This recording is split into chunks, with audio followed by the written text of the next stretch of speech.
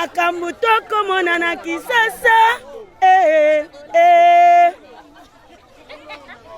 eh eh eh ah mama photo sur Rolande mitema maboko te ba congolais pe ba africain nyonso tout obeba ye mongonani mokonza mboka ifatala makambo oyo.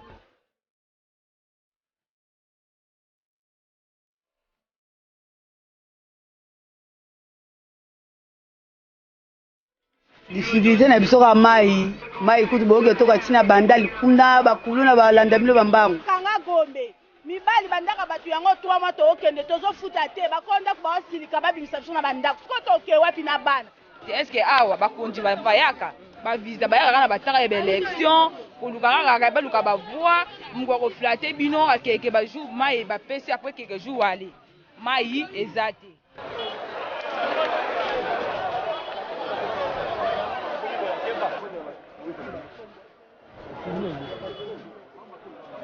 Ba malade ala pala ngana omona ezate malade ala ezala ba ngomo bakonzi.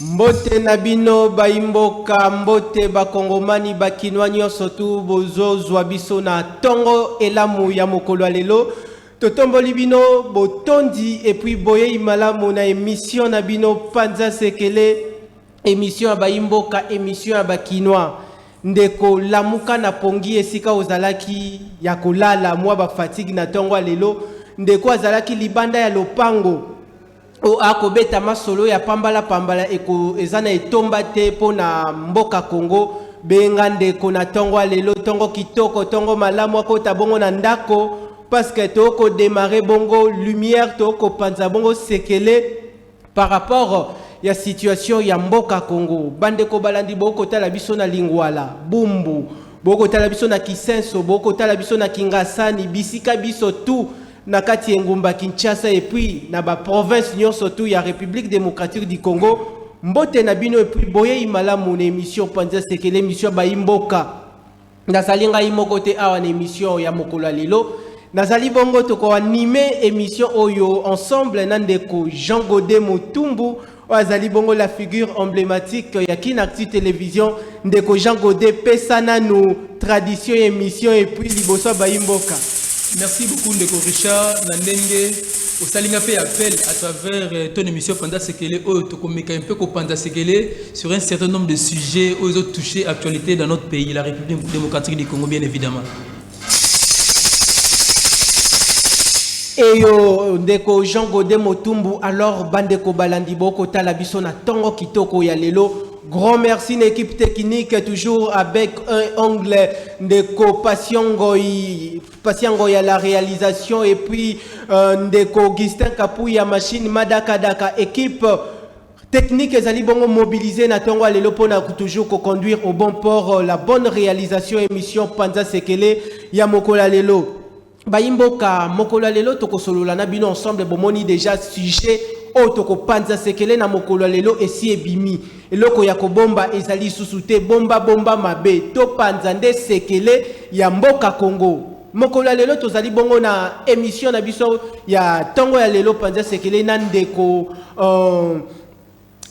na le grand invité oyo to bengisie na tongo lelo po na to partager naye ensemble makambo matali mboka Congo lolenge nini ekotambola ndeko Jean Godé Mutumbu maloba epai na yo pona ba mboka o ba kotala biso na ngonga oyo ba mona bongo invité na biso soki mokolo lelo to yambi nani. C'est bien Richard, merci beaucoup na wej to yambi lelo na tongo comme uti koloba ndeko Jean-Paul Oaza un des communicateurs FCC Fonds commun pour le Congo ya ndeko Joseph Kabila Kabange boyebi très bien le président honoraire ya mboka na biso Azapé du Soussou, un analyste politique. Voilà, c'est un peu ça.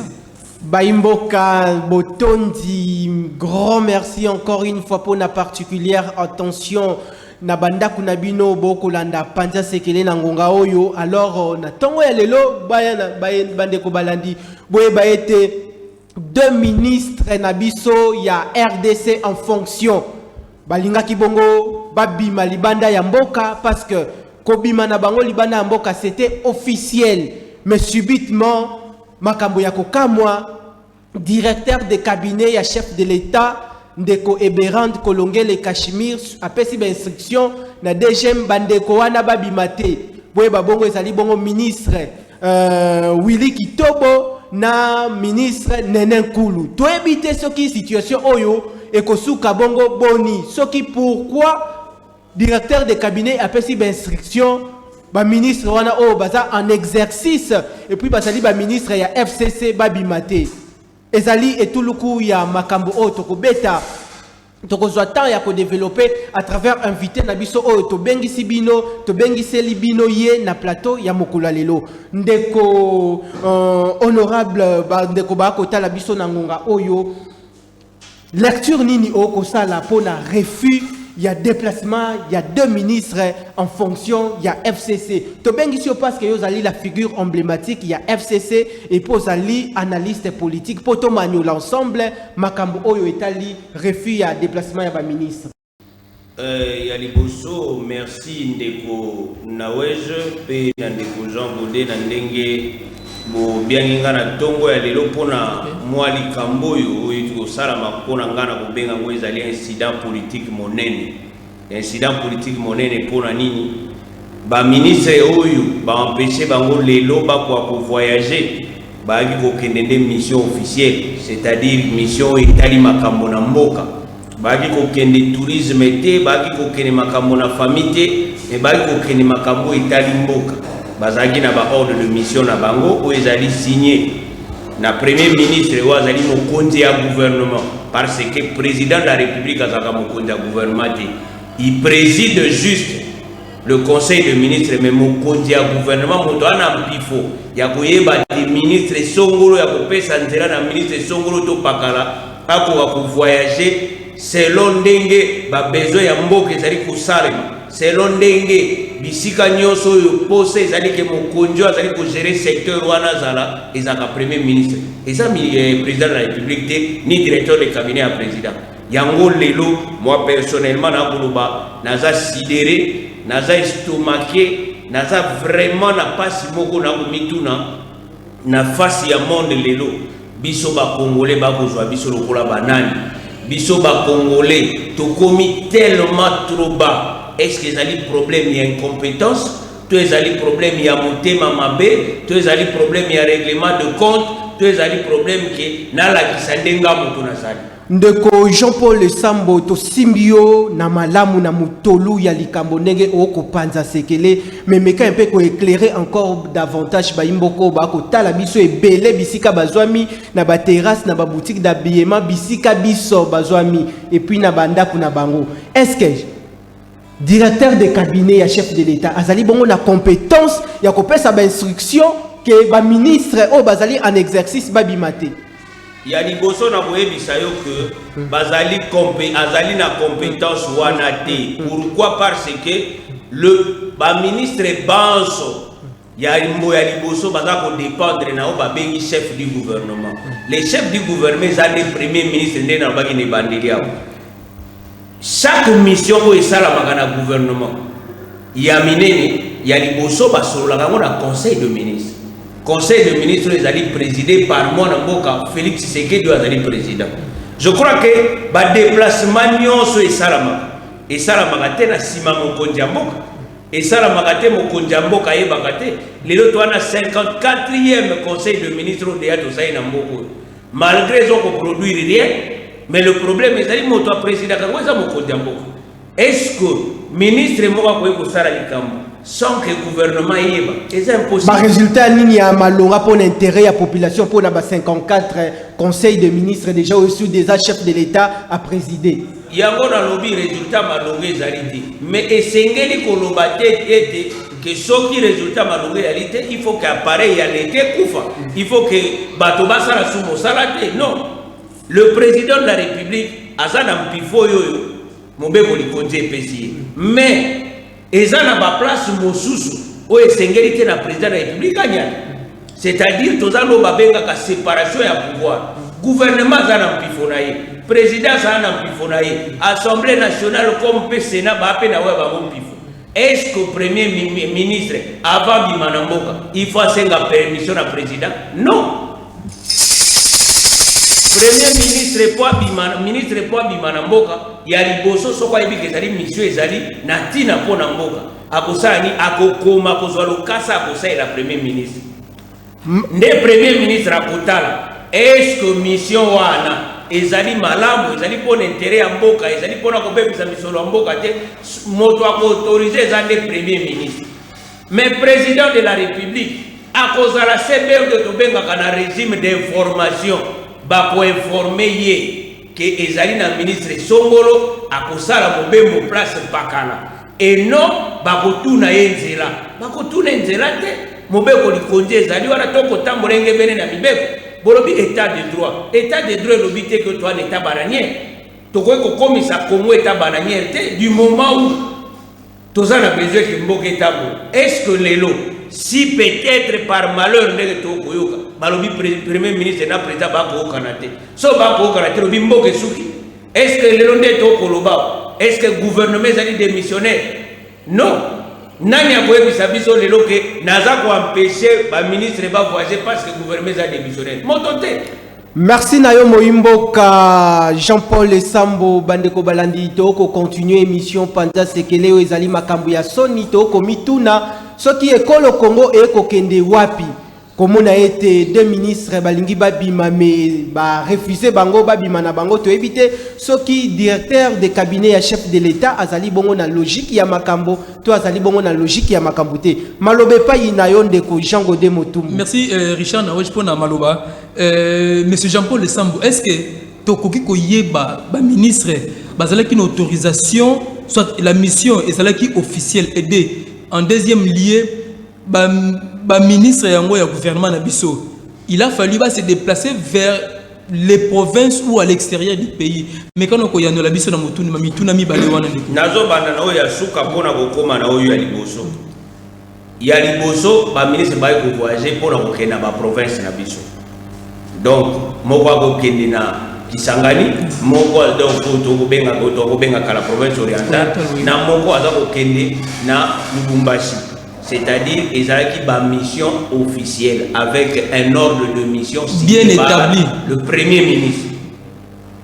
Oyazali Sylvestre Ilunga Ilunkambu. Bakomi na aéroport ya Njili.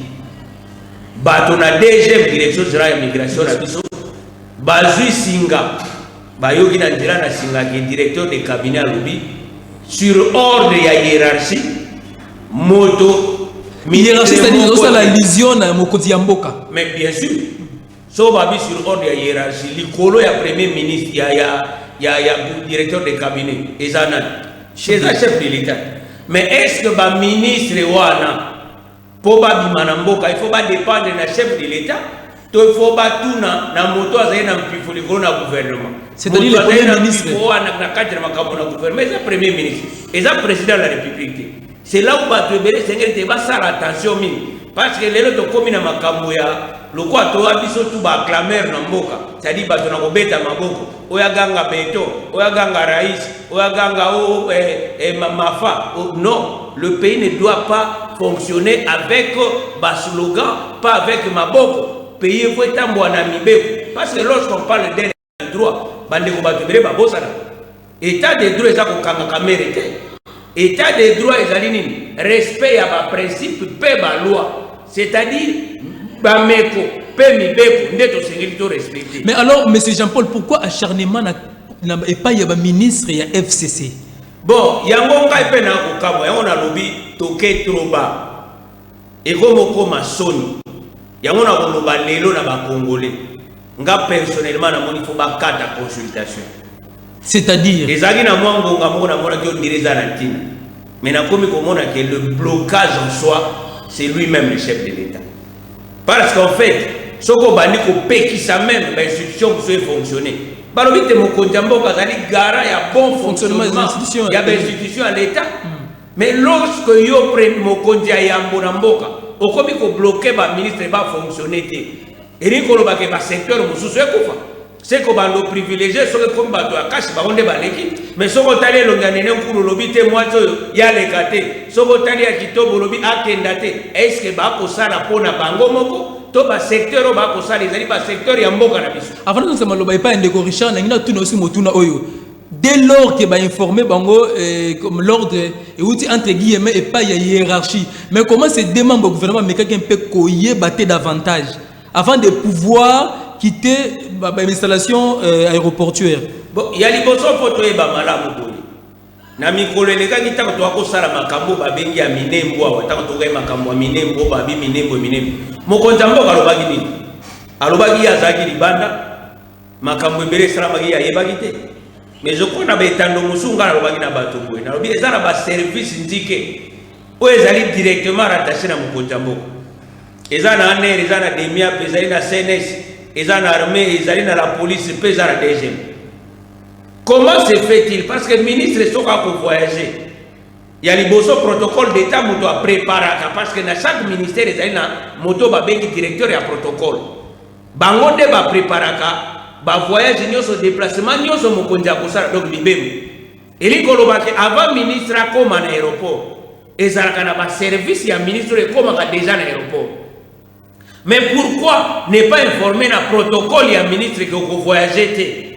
Mais bon, Luka, bon humilier ba ministre, mon azali ministre d'État, mon azali ministre, bon humilier bango, du moment où nous sommes en plein 21e siècle, mboke ya kotambola mokili ya kotambola bato azali ko évoluer, mais biso to ya ko évoluer té. C'est-à-dire injonction tangoye, bato na bakobanga, même si ezali hors le mal donné, bakobanga poni, bango ba dépendaka plus na mokonza mboka. Ba dépendaka na bato mingi bato mosusu te. C'est pour cela qu'on a que toko tambola kati na mwa mobulu na kati yo so mona na période même ya mobutu ya maréchal au mona mokolomo ba pekisa ministre tambo. Mais parce que c'est l'époque mobutu a pouvoir truc au loba totalitaire on na période ya Ndeko Kabila to ya Mose ba pekisi ministre moko matavio. Attends mokolomo ko c'est Kabila gérer seul sans coalition. Non, il y a pas question de gérer seul Ndeko problème moko tozana mwezani eza ya kotosa mobeko eza eloko musute eza na bamina kopeso mwa ndakisa na période ya 1+4 toki na ministre moko to kubenga nani oyo balongolaki parce que azaki na mwa botosi te na mokonza moko Joseph Kabila na période ya 1+4 le nom m'échappe là Nimi Roger Nimi oui. Est-ce que Nimi avant balongolaye abande ko voyager te asali pe mibembo na kati na mboka mais azalaki na kati na mbeba est-ce que mokolo moko mokonzi Kabila lobaki no yo Nimi ko matavio te non Ndeko Jean Paul to mekambe ko tala avant na passer maloba na Ndeko Richard siko na nyonso wana Congo e gagné nini Richard maloba na nyonso wana ezoko lakisa ke Congo e komi na problème na kozongela Congo e gagné eloko te mais siko nde to koloba o babi tango ya libanda ya masano il faut pas koloba ke yoza vrai coach yoza moto komona malamu koleka baninga toyoka ka baloba Kabila dégage na mboka toyoka ka baloba babi le mal du Congo c'est Kabila mais est-ce qu'aujourd'hui le mal du Congo c'est qui? Est-ce que Kabila est en train d'empêcher le fonctionnement il y a une institution à l'État? Est-ce que Kabila a empêché ba animateur ya ba institution pour ce côté malamu de Jangoli? Est-ce que yebi ke tito ko tamwa to ko sala émission na bino lelo? Est-ce que le conseil des ministres est sangana ka sauté? Exactement. C'est autant au conseil des ministres za ko sangana te. Comment yo mokonza mboka okoyeba manso pe ko pesa ba directive mingi na chaque secteur ya mboka pour que mboka fonctionne malamu. Lelo to ko mona ka consultation comme il coulait à mibé kwa mboka. Consultation va convoquer par un communiqué. Et comme il court à Mimibé, est-ce que le gouvernement ne va pas fonctionner? Peuple congolais Goliath, parce que mon condi, il y a un mot qui est à Malam, il y a Mabé. Est-ce qu'on peut diriger un pays par Ndeko Jean-Paul Le Sambo Baimbo Kabako Talabiso Nangongo Basimbio Malamu Sekele Oko Pindola Oko Panza pour l'intérêt na bango. Oti bongo kolanda koloba awa tolandio na bokebi. Qui sous ba instruction il y a directeur de cabinet à lobby hiérarchie de muto à lobby bandeko wana babimate mwana mboka nene kulu mwana mboka Willy Kitobo mais nangonga oyo to koloba rôle nini oyo Sylvestre Ilunga akoki ko jouer musala ni démarche ni yakoki ko sala parce que yende mutazali le patron de l'exécutif national. Ndeko Nawez mwana mboka Ilunga Sylvestre Ilunga Ilunkambago ego jouer rôle. Ba ministre on a bazali ba ministre na ye. Ça on a baza ba ministre de la République. OK. Baza ba ministre na yete baza ba. Il y a c'est-à-dire chef exécutif gouvernement qui gère le gouvernement au quotidien. C'est pour dire que maintenant nous devons clarifier les choses. Congolais à la Mouka. Congolais qui est une distraction, Congolais, on est en train de me bloquer. On ne peut jamais bloquer un chef de l'État. Dans aucun pays du monde, on a bloqué un chef de l'État. Batika Bofo Sabiso. Ngonge Sengeli, moi, na Mboka Félix Sekedi, Atika, Bandeko, Baba ministre Mboka. Bandeko, Baba ministre Kankonde. Bazandenge moko kwa ba ministre mosusu mudimbu bango tout baba ministre il faut encore ati kabe azala gara ya bon fonctionnement ya ba institution ya l'état mais azala blocage te parce que ngana koloba sikoyo blocage na mboka oyo ekomi ndeye mokota mboka eza moto mosusu te mais quelques exemple est-ce que yebi que moi na mboka kitoko ako kendende mission na mission officielle bande ko kende eza na forum monene eza kisanga ya ngonde etali secteur wana ndeko Jean-Paul Sambo bayimboka balingi ba s'éclairer objet ya déplacement na bango ezalaki nini ezali ba mission nyonso oyo ezali na gouvernement moto avalidaka yango eza kombo na ye premier ministre soki eza mission ya malamu te premier ministre azazobate c'est un professeur d'université. Ce n'est pas quelqu'un qu'on a ramassé. Mais et comment vous allez quitter na sima ba voyage wana ba mipembo wana te. Ndeko Zangode, balobi boy. Préparation soko taineti. Place moi na mboka nene nkulu azako kene makambo itali mosala. Na place on ndeko kitoba azako kene. Makambo les ala discuter na conseil des ministres. Conseil des ministres wana moto a président ngo. Et ça président de la République. Mais on dit que le bas conseil des ministres ça les maraté. Na lobby conseil de ministres wana. OK. Na lobby o elekite pendant to bandi théâtre à consultation. Na lobby o wana. Ezali théâtre ezali masolo ko sunga ba congolais ndeko Jean-Paul Sambo. Na koyebisa yo lelo kanga makamna ko lobana yo. Ekome mabiso na eloko te. Wana selo makanisi na bino ngambu ya FCC. Makanisi na ngambu. Wana selo makambu na makanisi na bino FCC ya baimboka te. Ndeko na wesh na bitango na koloba na kolobi tanke ngai. Na koloba ti tanke FCC moto atininga parce que j'ai réagi comme tout Congolais. C'est-à-dire mobeko ni côté pesinga pifo. Ya tango na moni mabena loba. Nous sommes en démocratie. Nous ne sommes pas de petits enfants. Mais la démocratie, elle a quitté que au cours de dérapage de Jean-Paul. Ndeko soko tali makambo na koloba na tikali ko dévier. Mais na koloba makambo ezali. Mobeko li konte pesinga mpifo. Tango na moni kambo ya malamu te fona lobate. Ndeko.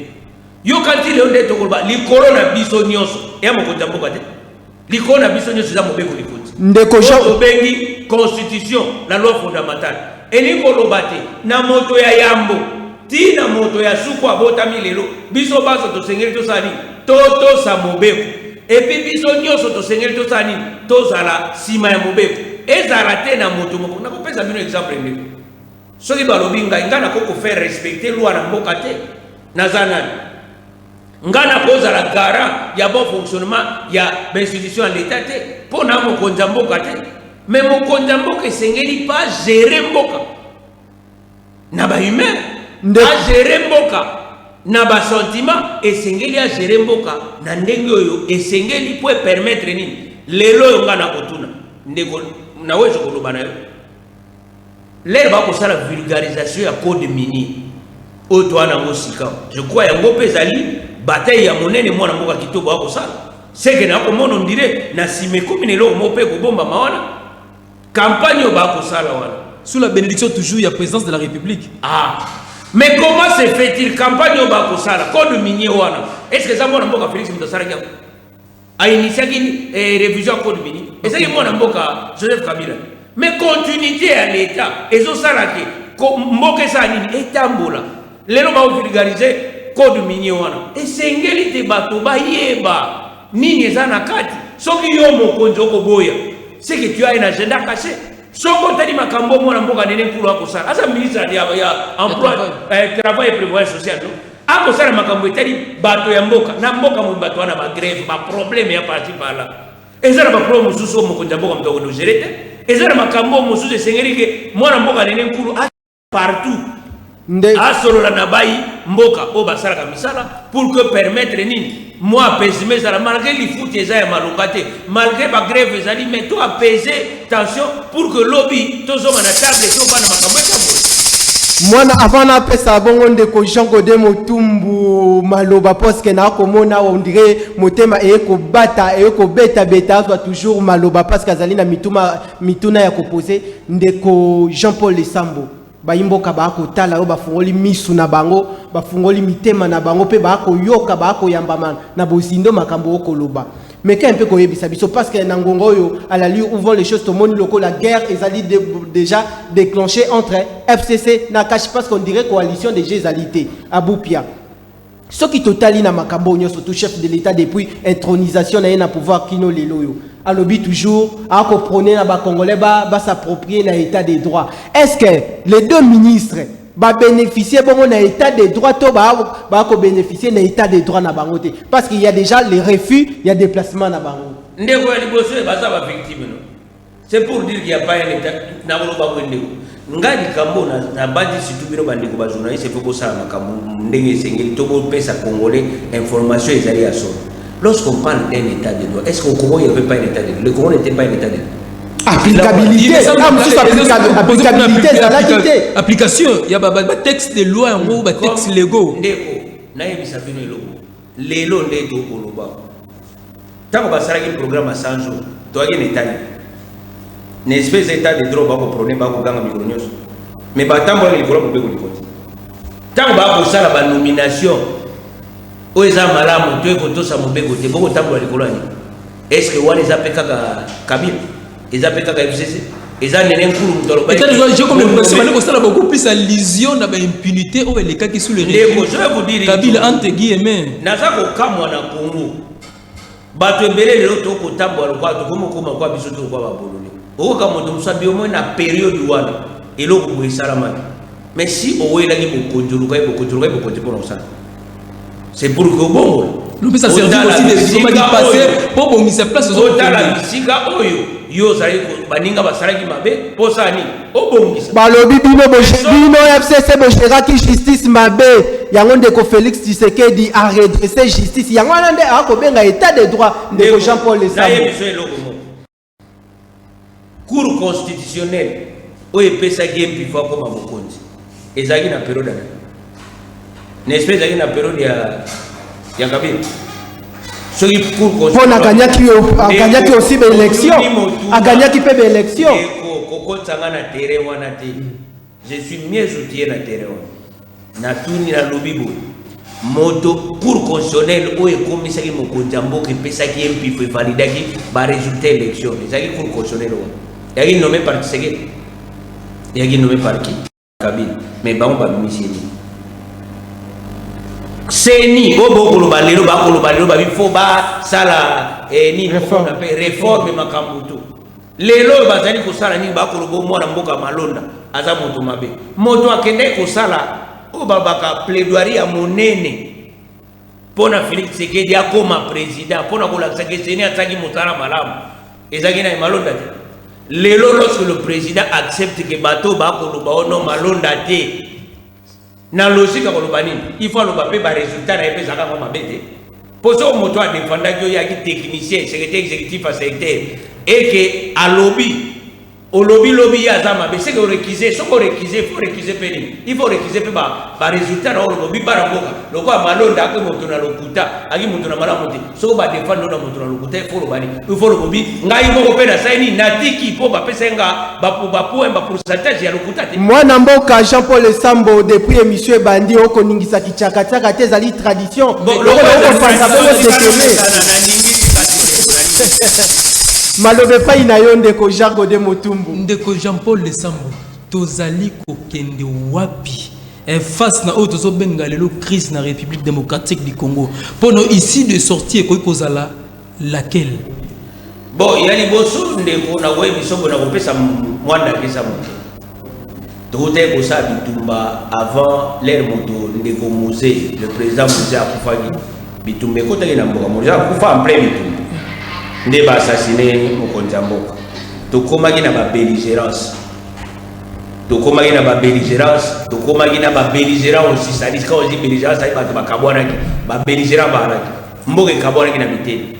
So, au thème, madame, on a dit, Nasouk après ça, il dit que Sangara n'est pas la volonté à la Congolais, volonté à la communauté internationale. So ok, autant na santité au Congo, la communauté internationale est souma qui biso.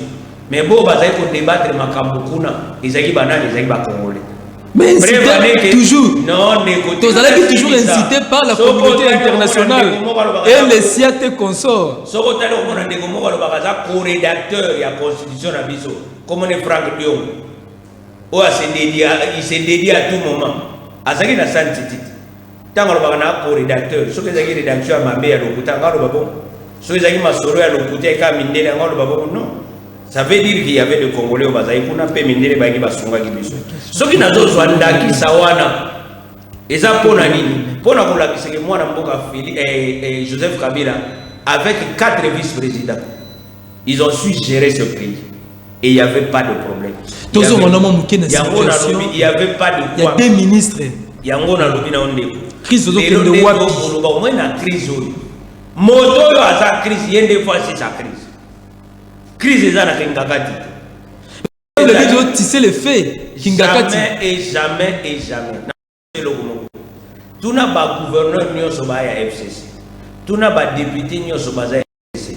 À chaque fois où Mbara est bosso, comme il va député, tant que l'autorité morale n'a biso, et ça la chef de regroupement politique n'a biso, le quoi va déconner, Nkulu, le cola, Sadari et consort, les bagages n'ont pas continent, biso et Akaloa qui me condamnent, Abi travaillons pour le pays. Tout travail. C'était un langage. C'est vrai qu'on travaille, on est où, on est vraiment pas inaïe. Joseph Kabila a prôné toujours la paix et l'unité. Et deuxième chose, Yosa Mopandisa, Talaba Archive, Mokolo Souka Banganganta Benabiso, nos prélats catholiques, Baoutaki, Koya Kukuta na Mokonza Mboka Kala Joseph Kabila, Tango Tere Mokiabi na pouvoir. Aloba na bango c'était Maloko Ngam na Kolobe Angate. Eza mwana Mboka Sole, Miserabe Sole. Aloba Bimotokuta na Kabila, Loko Sali Biso et Sengo. Alobi que jamais Agolinga bimatika à Congo za Kokabona. Agolinga ta 1 mètre ya Congo qui était bien régné pour yabima na Mokonzi Malamu. Lelo neto Koloba. Mwana Mboka nene nkulu muto a problème te. Mwana Mboka Kitobo a problème te. Moto aza problème comme on a Félix Antoine Tshisekedi. Yende moto azali ya yambo ya Mboka. Neba baka ya yambo donc Mokonzi ali bozo. Moto esengeli azwa bana nyonso a considérer bango lokola bana na ye. Azwa bana nyonso a traité bango de la même manière. Azwa bana nyonso atala bango na miso moko azala teka vanda ba localisation so on appelle sur boko na Moïse Katumbi akomi moninga na. So on appelle si na Bemba akomi moninga na. En politique il y a que des intérêts qui priment. Mais intérêt à négocier sengeli kimia ya Congo, unité ya Congo, pe Congo ci Matondo na yonde ko Jean-Paul Samboto ko poussa na malembe vers la fin émission mais tonda bongo na motolu na likambo o estali bongo ndeko Willy Kitobo na ndeko Nene Kulu ndeko Jean-Paul Sambo au regard ya situation oyo et à l'allure où vont les choses makambo eko suka boni est-ce que guerre il faut continuer toujours entre FCC et Cash on dirait comme un conflit aussi entre ba ministre ya ngambo ya FCC na ba ministre ya Cash parce que voyage déjà ya Nene Kulu baboyi yango na ya Willy Kitobo ba ministre pe ya Cash ba koboyela bango kobima na bango to problème eko suka boni ndeko soko tali déclaration ya suka oyo biso FCC to saraki au mona ke na déclaration ya suka biso to tikali koloba teke to boyi songolo to boyi pakala non FCC a lobby clair, tout dialoguer dans le compte, mais c'est par rapport aux accords où ils sont signés. Parce que Mboka ou Batogre Batakoye Bat. Accord en Mozala Kanine. Ndeko, je ne suis pas ici pour dévoiler ça, mais je suis là pour dire que nous avons signé un accord de coalition. Au moins, contenu. To signer accord moko ya coalition to sala ni to sala sika moko to za programme moko commun pour que Congolais à vivre bolam ndeko Zangodi, ndeko Nawesh. Est-ce que lelo misolo oyo ezalaki na kati ya banque centrale comme réserve ndenge etikali soko 500 millions soko 400 millions bokolo bakeza Joseph Kabila mutajwa Joseph Kabila a tiré plus d'1 milliard de dollars américains pour ezaki matelas et réserve ya mboka na biso pour na banque centrale eza na makasi ese bolo bezaka Kabila eza Kabila te Kabila tiraki misolo yango na kosenga na mokonzi ya mboka Félix Antoine Tshisekedi si réellement il est pour le Congo yende moto aliboso fois 6 un problème akanisa te bato ba ko pese luboko wana baza pona yi et puis le temps passe to sito bandi kolanda o mususu alo bakabo baloba babiko akofinga Kabila to bomie o akofinga FCC za malamu kabuya aloba na télévision aloba na ba réseaux sociaux mais lelo to ki babi yenge comme opération to yebinda to za ba bololete est-ce que après 37 ans de combat, il faut botir moto nanda. Tout les apôtres que Congo s'est développé. Nabamboka mosusu pratique otoko sala lelo, otoko vivre lelo ya coalition et sala maka. C'est question boyeba comme mango ndengeni. Et moto ako kambamboka, moto na signature ya Kabila tendeko. Moto na signature ya mboka Félix. Pourquoi ça ko sala ndiye moto na signature te? Pourquoi ça ko lukala kisaba Congolais makambo eza yango te? Soki ya ko kokate, ba to belé na Congo ba ko sala même na IDPS il y a des gens compétents.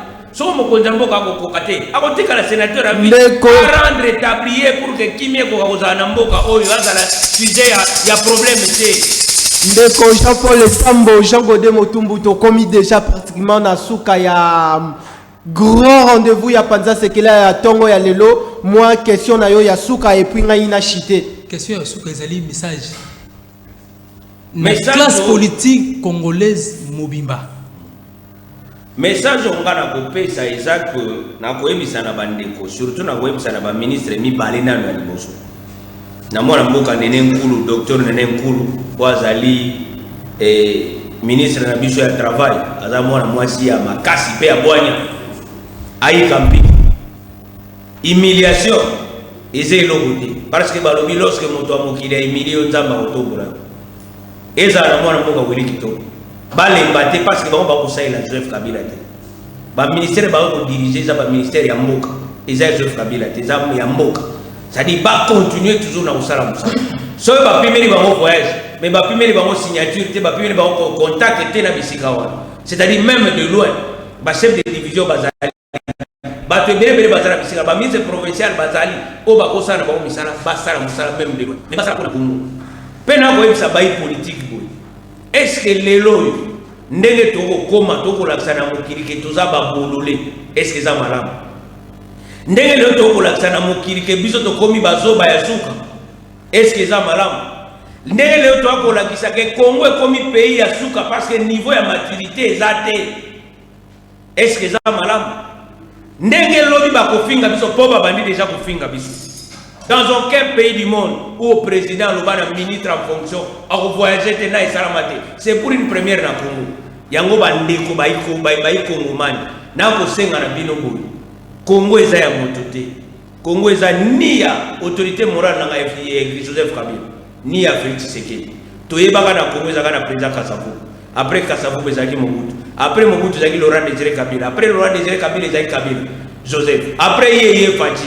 Après Fache ozana moto musu to kanga lisusu miso te to koma bazoba te o moto aleki na te balobi na n'importe quoi bolobi non biso to ko baba pour ko koma bato boleki na bolobi o biso to ko sala ko parce que ndenge to ko kende ba dongolo miso ba ko tala biso pe ba dongolo miso ba ko tala te ba kabola Congo oyo alors to lingi te Congo e kabwana ya ona senga même na mokonda mboka na be monsieur le na lobi mwana mboka Joseph Kabila o bato baloba ka Congolais te atiki Congo mobimba Jean-Paul Sambo est-ce que okolinga Congo e panzana ndeko Jean Congo e panzana na tour na yo est-ce que mémoire ya 5 na biso ya limité ndeko Jean-Paul honoré kichaka chaka déjà beti ndeko Jean-Paul Sambo to komi déjà pratiquement na suka me na 30 secondes répondre ba imboka o bakota la biso à la lire où vont les choses bino ba ngambu ya FCC bo uti bongo na retraite politique na bino ndenge bokendaki ko manyola bongo masolo face à la crise actuelle oyo mboka Congo ezali bongo traverser na yango Tobutaki bomo komona nani ndeko Jean-Pierre Bemba déjà répondre l'invitation à Mokonzi Mboka tomoni lisusu mwana mboka Moïse Katumbi et puis lelo chef de l'État akoyamba bongo les 13 personnalités politiques du pays. Semaine Oyo, base na bino FCC pour na bokende ko répondre l'invitation mo kolonini na 30 secondes ba imboka ba kotala. Est-ce que honorable Jeannette Kabila boyaki? Boyali bosona ngana bisa bino boy. Est-ce qu'il faut seulement tout ça la consultation? Tout ça consultation sur base de quoi? Ndeko na loba ina prendre bandeli yao. Parce qu'il y a blocage. Non, il n'y a pas blocage. Le blocage c'est Félix Antoine Tshisekedi. Il y a mis ba ina ina bisa obo. Tango to saraki makambo esalamaki na Union africaine. Ezaki na ordonnance moko e sanctionnaki yao. O Mokonzi Mboka zwaki pona kokomisa biso wana. Tango to kendaki na makambo Italie. Saint-Sylvestre, les acquis continuité ordonnance on a des salariés du bon les autres consultation sur base de quoi? Est-ce que les hommes ayoto, les hommes aussi tous les alliés rencontrent d'amis? C'est ça le problème. Il faut pas sanctionner mon amokanda. So mokanda les alliés personnellement so benga mokanda zana boya.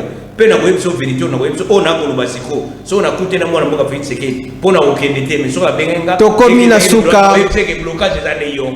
Tokomi na suka totombo la kichaka chaka pour la tradition émission de Jean-Paul Lesambo. Bandeko Balandi, grand merci Nabino Tokomi pratiquement na suka ya émission Panza Sekele ya Tongo Alelo. Tongo Elamu, grand merci na ba milliers de téléspectateurs bazali bongo disséminés à travers Kinshasa dans l'ensemble ya ba province nyonso tupe libanda ya mboka.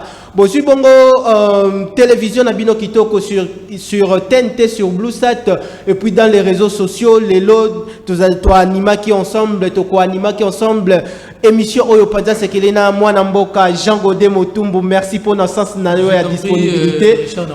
Grand merci Lisusu na invité spécial Nabiso Azali Bongo ndeko Jean-Paul Lesambo Azali Bongo la grande figure emblématique il y a FCC et puis analyste politique. Grand merci pour la disponibilité. Merci ndeko. Merci Nabino ba milliers de téléspectateurs. Grand merci encore une fois l'équipe technique ingénieur Augustin Kapouya sans oublier Patient Goyi et puis l'entraîneur brésilien Ndeko Serge Makoso au four et au moulin. Grand merci na ba téléspectateurs nyonso tout okutani bongo pour na mbala ya sima pour na nouveau numéro émission Panza Sekele na bosanité Ndeko Patricia Mba, toujours le Parlement des femmes, une grande combattante de la presse congolaise. Tokutani bongo na mbalasika pour un nouveau numéro ya Panza Sekele. Merci Jean-Paul, merci. Okay. Merci.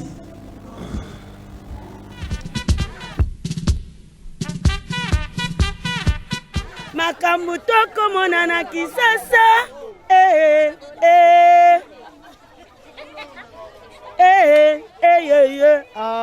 mama photo sur Rolande mitema maboko te ba congolais pe ba africain nyonso tout obeba ye mongo nani Mokonzi Mboka ifatala makambo oyo.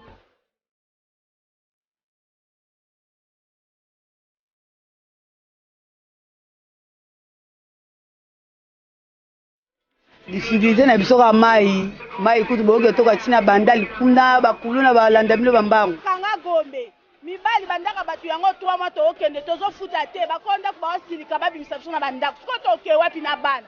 Est-ce que awa bakonzi bavayaka bavisa bayaka kana bataka ya élection koluka kaka baluka bavoi mko ko flatter bino akeke ba jour mai ba pesi après quelques jours aller mai ezati.